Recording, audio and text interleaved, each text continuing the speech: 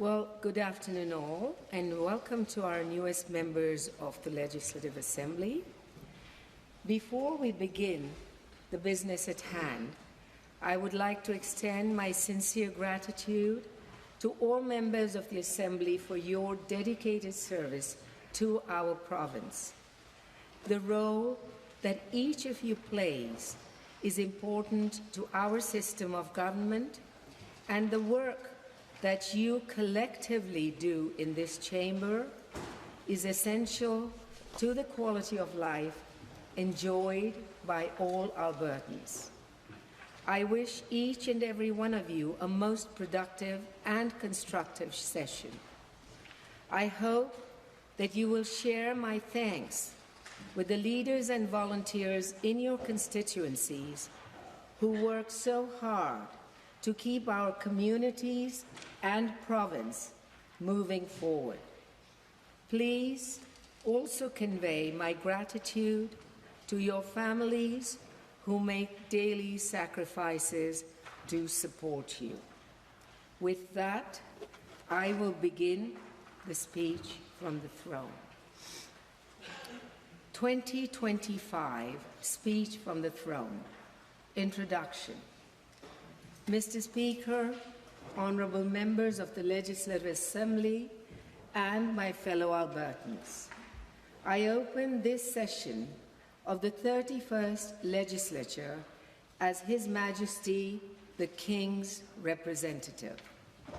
Today, we gather on Treaty 6 territory, and I invite all honourable members to reflect upon and acknowledge the traditional territories of the First Peoples of this land and their invaluable contributions to our province and country.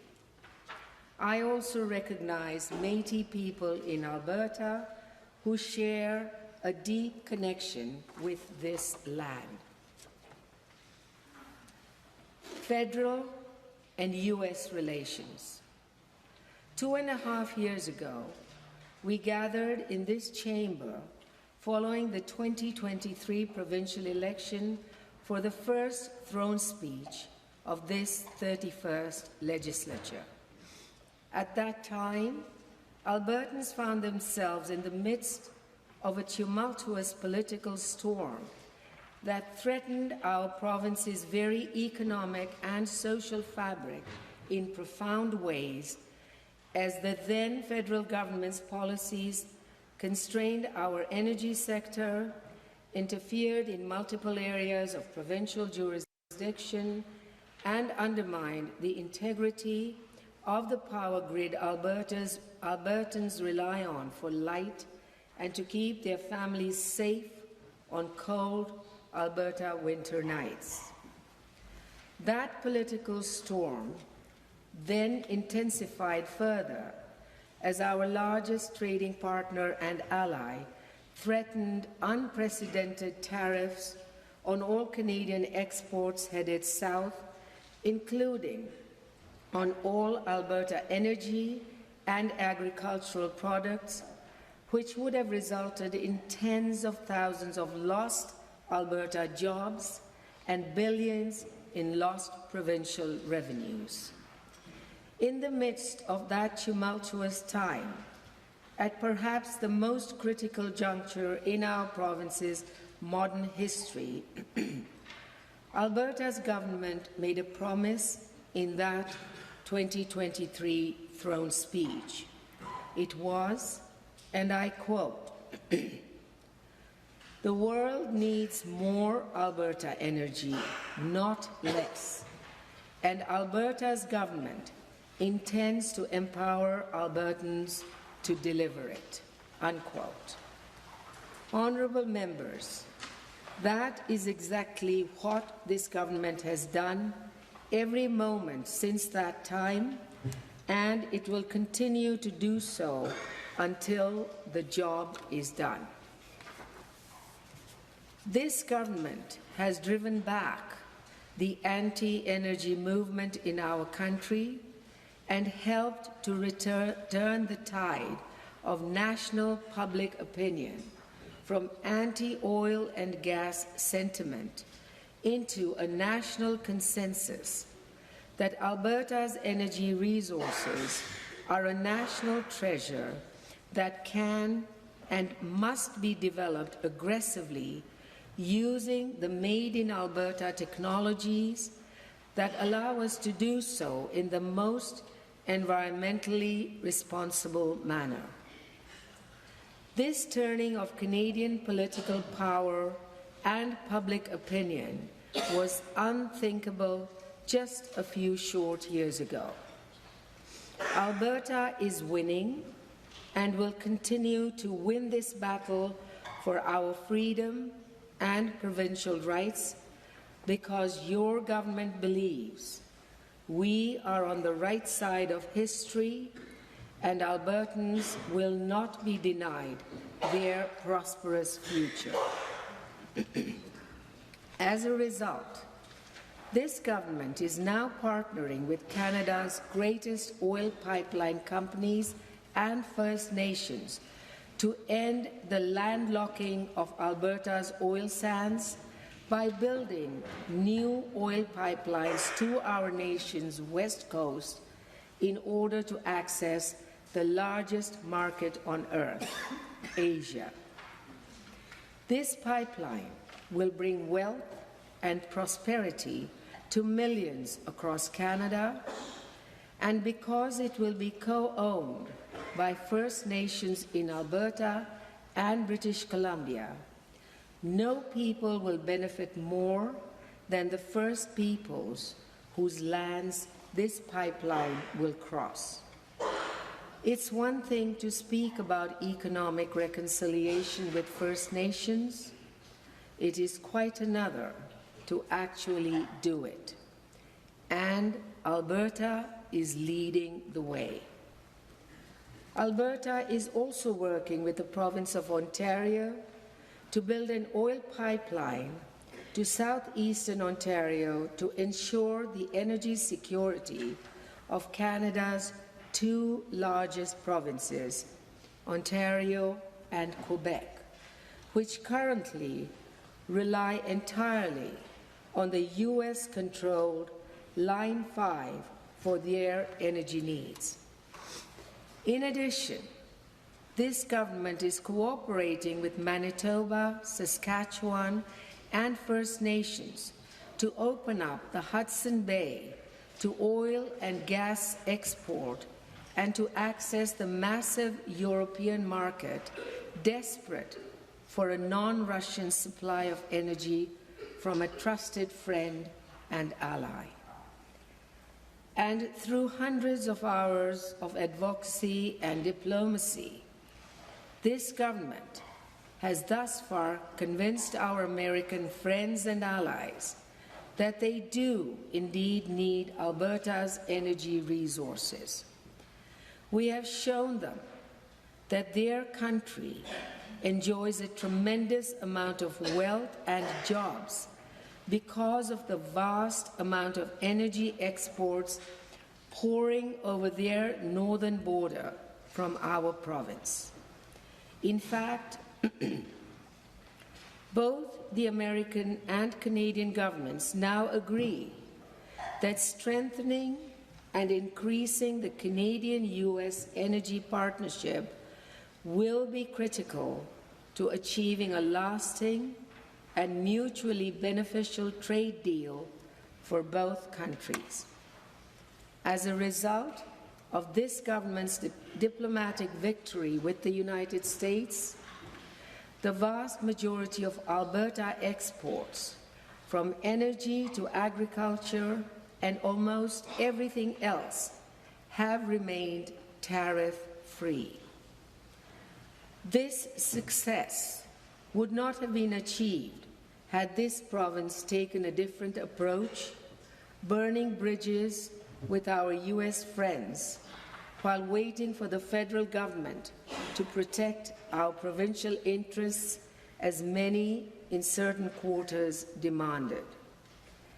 And this government will continue with its direct Alberta-US diplomacy and respectful dialogue rather than using anti-American rhetoric. The results of both strategies have spoken for themselves, and Alberta's approach is clearly the right one.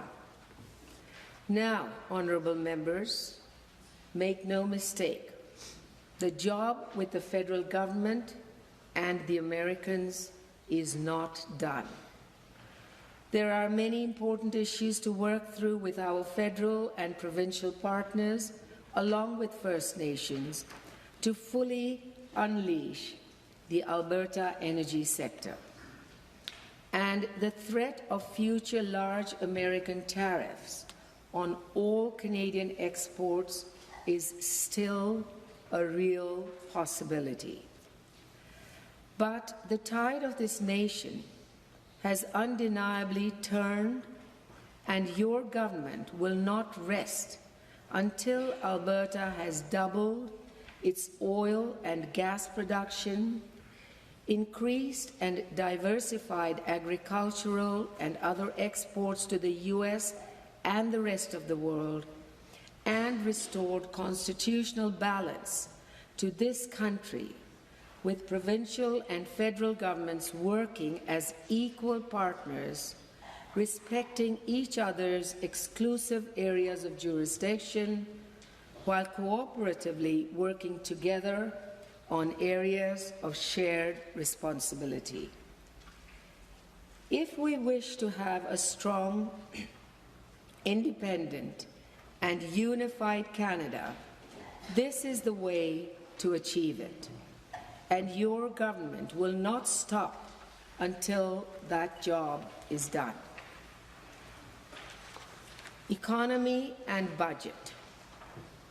Honourable members, although the change in fortunes federally give us much to be hopeful for, Alberta remains in choppy economic waters.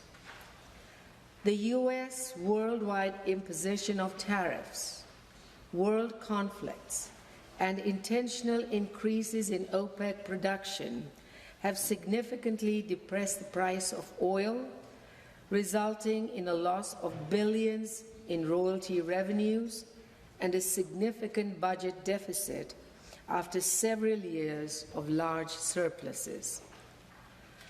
Albertans are well aware of the effects of both high and low oil prices and inherently understand there is no need to panic or overreact. This isn't Alberta's first oil price roller coaster, after all. The vast majority of Albertans do not want deep and disruptive cuts, nor do they want declarations of economic emergency used as a pretext for a proliferation of government programs and spending. They want calm, steady, and smart fiscal leadership until the dip in energy prices inevitably passes, as it always does.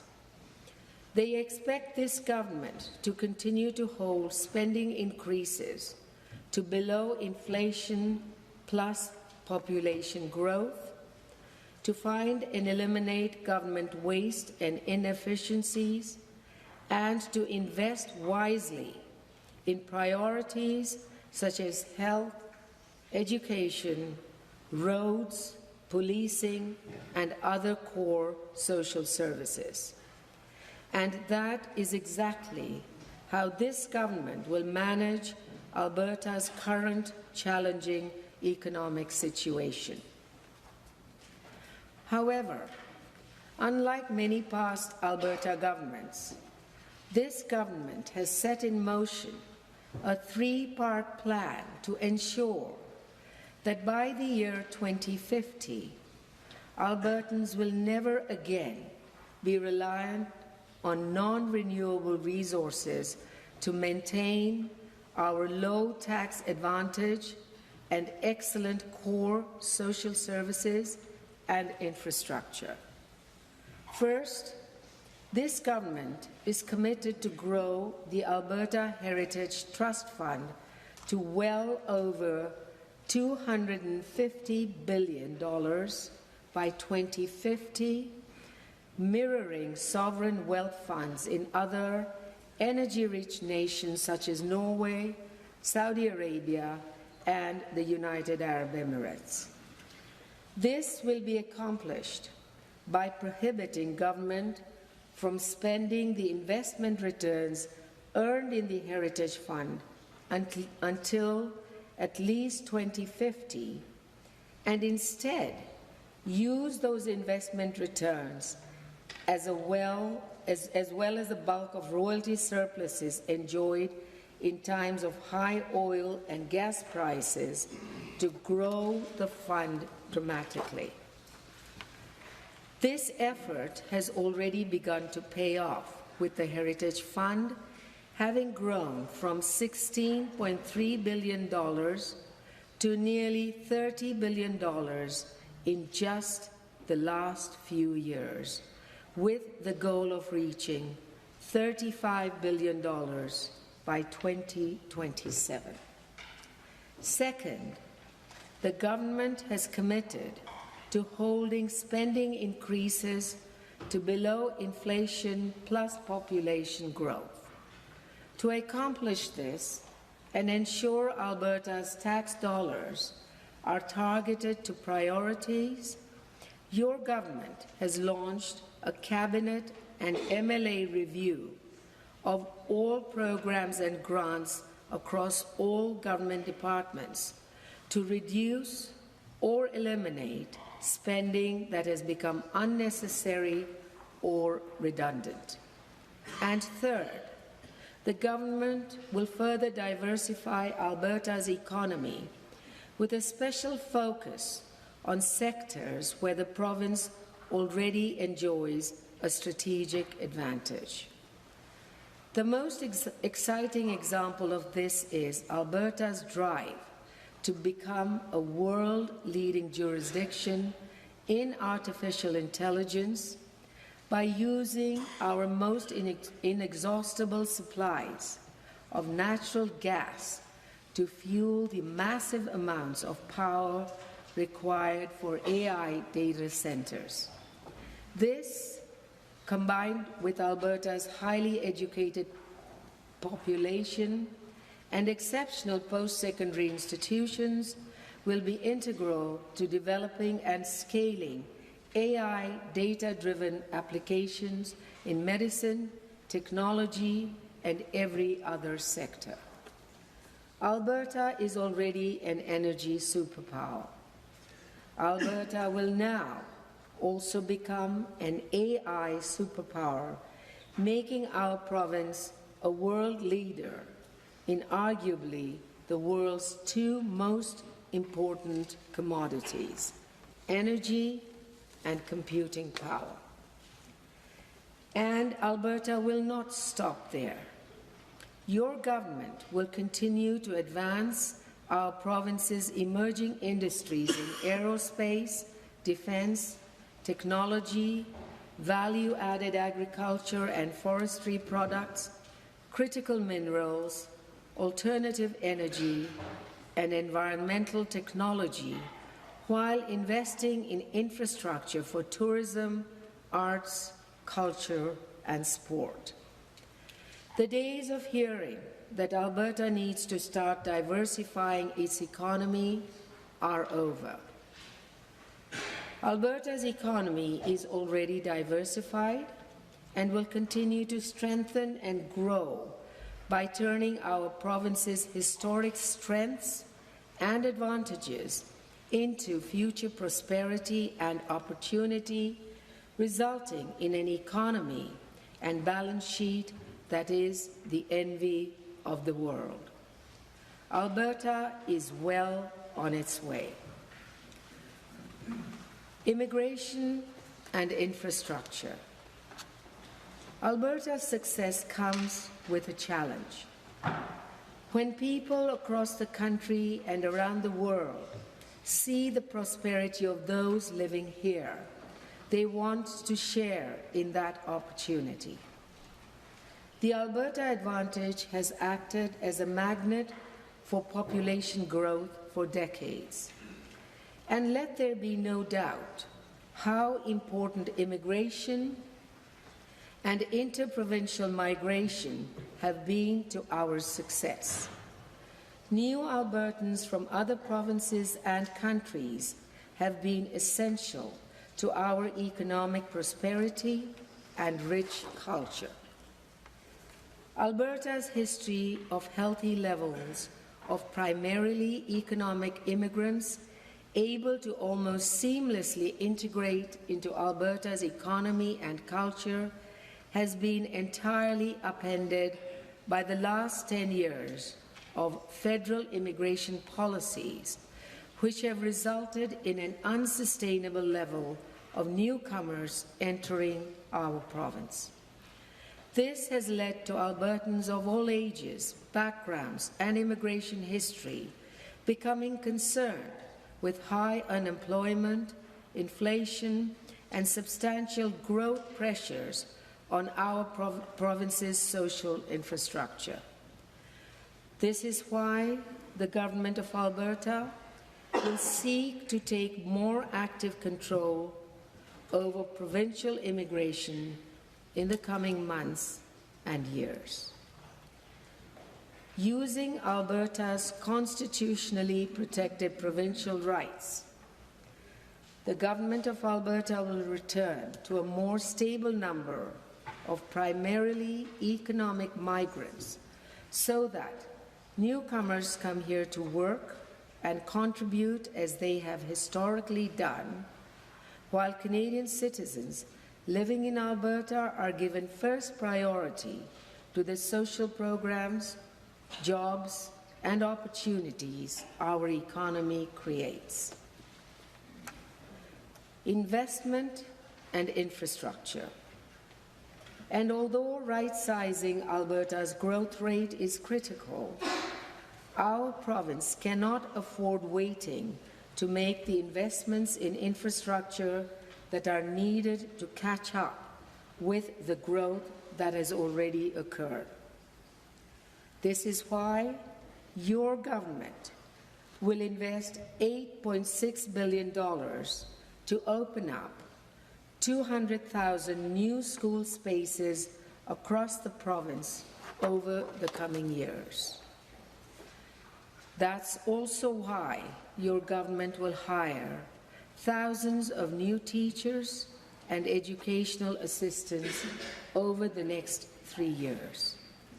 It's why Alberta will spend billions more in expanding road networks across the province, including completion of the Deerfoot Trail expansion in Calgary, the Yellowhead in Edmonton, and twinning Highway 3 in southern Alberta, Highway 11 in central Alberta, and Highway 63 in northern Alberta, along with the continued improvements to Highways 88 and 686 in northern Alberta. It's why your government will invest in the expansion of Edmonton's and Calgary's light rail transit systems and roll out a provincial passenger rail strategy that will see commuter rail built out over the coming decades to ease the growing burden on the QE2 and Trans-Canada highways. We can't, after all, keep adding lanes on these congested roadways forever. As Alberta continues to grow, public transit must be part of the solution. This government will also continue to invest hundreds of millions in municipal infrastructure for our growing communities and open thousands of new spaces at our post-secondary institutions, targeting most new investment for those programs in the trades, AI, health, and other sectors where Albertans and our economy have the most need. Your government will also hire hundreds of new police officers, modernize and expand court services, reduce red tape, and work to decrease and slow the rise of electricity and insurance costs through the implementation of the province's reformed electricity market and Care First auto insurance system. This government will continue to make the investments in infrastructure and social services that Albertans need. And it will continue to reform and modernize our province's social services to ensure that Albertans are enjoying the most choice and highest quality of any services in Canada. And there is no more important social services than health care. Health care. Honourable members, for far too long in this province and country, the growing crisis in our provincial public health care systems has been neglected. This government believes that Canada's healthcare systems are broken. They are typically administered by large, unaccountable bureaucracies that have centralized power and control at the expense of frontline staff and healing patients. Our country has among the poorest health system outcomes in the industrialized world, often resulting in tragic and life-shortening consequences. We have well-trained and compassionate doctors, nurses, and other frontline staff, but have difficulty keeping them in Canada due to subpar working conditions, rationed operating room time, and better opportunities in other nations. And no matter how much money this country and province spend, the results have not materially improved.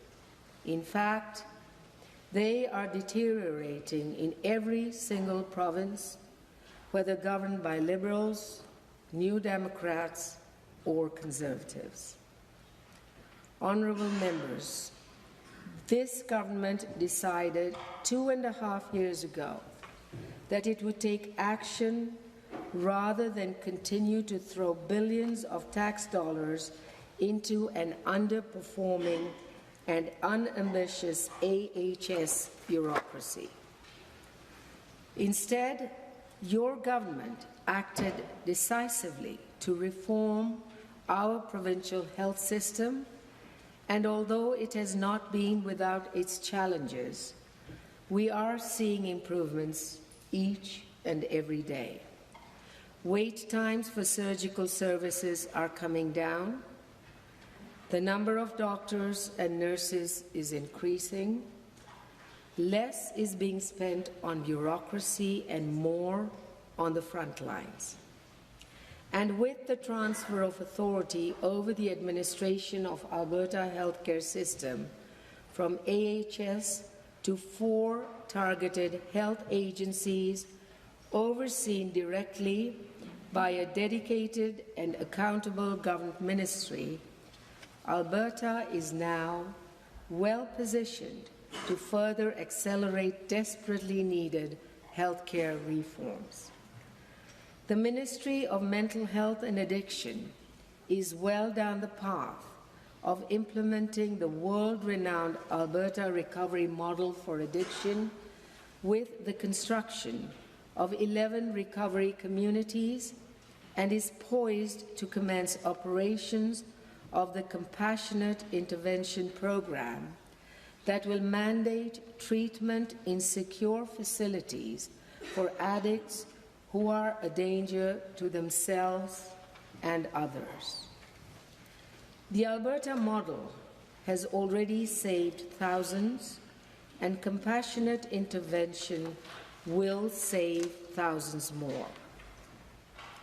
The Ministry of Assisted Living and Social Services is doing essential work across our province health system, ensuring our seniors find community care with the level of support they require for their medical needs. They are leading a new effort to transfer non-acute patients, primarily seniors who have spent hundreds of days living in a hospital bed, into accommodations far better suited for their care and quality of life. This will not only result in better care for those individuals, but will also free up hundreds of acute hospital beds for Albertans with more urgent needs. This government's third area of focus in health is primary and preventative care, because every dollar invested wisely in prevention means less premature death, higher quality of life, and significantly fewer tax dollars spent on expensive surgeries and hospital care. With the new doctor's contract focused on quality of patient care rather than quantity of visits, and this government's empowerment of nurse practitioners to open their own practices, Albertans are more able to secure the primary care they and their families need. This government will go a step further on health prevention and introduce new legislation that empowers Albertans with more choices by leveraging access to private diagnostic tests and screening using the latest AI and other emerging technologies. This means that individuals and their employers will be able to invest directly in the preventative health care needs of themselves, their families, and their employees. And although stronger preventative care will decrease the need for more serious medical interventions, there inevitably will always be a need for hospital and surgical services. However, the outdated model of building massive new multi-billion-dollar hospitals that take half a decade or more to build and then are almost always underused when opened must end. That is why this government is pursuing a different path and will focus precious tax dollars and efforts on increasing specialized chartered surgical centers that will compete along with AHS, Covenant Health, and other providers to deliver more surgeries and treatments faster. This government will do so by moving away from a wasteful and inefficient block funding model for our public hospital towards a more competitive and responsive activity-based funding model. This new model will increase transparency by paying public hospitals and surgical centers for the amount and complexity of the services they actually provide patients, ensuring that no longer will bureaucrats try to guess which facilities should receive more tax dollars with no accountability for the services provided. The days of an antiquated, bureaucratic, and unaccountable health system are over, honourable members. Albertans want more surgeries and better results from their healthcare system, and it's time to bring that system out of the 1960s and into 2025, where the rest of the world's developed nations already reside. justice, and public safety. And just as access to world-class health care when and where Albertans need it is critically important, so too is the need for safe communities and the protection of personal rights and freedoms. Policies such as safe supply, criminal first bail and sentencing rules, social engineering of children, and institutionalized censorship are just a few examples of policies that have needlessly destroyed and even ended the lives of thousands in our country. This government has taken a stand against these dangerous and destructive policies when few other governments in the Western world would. Alberta will continue to march forward with the freedom and justice policies and initiatives that save lives and make communities safe. This government will fund, not defund, the police. It will seek justice for victims, not excuses for the guilty. It will replace the enabling of continued drug use for the addicted while providing treatment and a means to recovery. It will protect the rights of law-abiding gun owners by refusing to enforce any federal seizure program and focus instead on fighting real criminals and securing our borders against them. It will lift up and support those who struggle with mental health rather than give them the means to end their lives because of it. And while Ottawa and other governments around the world seek to institutionalize the censorship of free speech, your government will forge an accelerated path in the opposite direction with legislation that contains comprehensive free speech protections for regulated professionals. This new legislation, when combined with the Alberta Bill of Rights amendments passed last year, will solidify Alberta's status as the freest jurisdiction in Canada. And, honourable members, Alberta will unapologetically protect our province's children by removing graphic pornographic images from schools, ensuring children reach adulthood before choosing to change their gender, and protecting the critical role and status of parents as the primary caregiver and decision-maker for their children.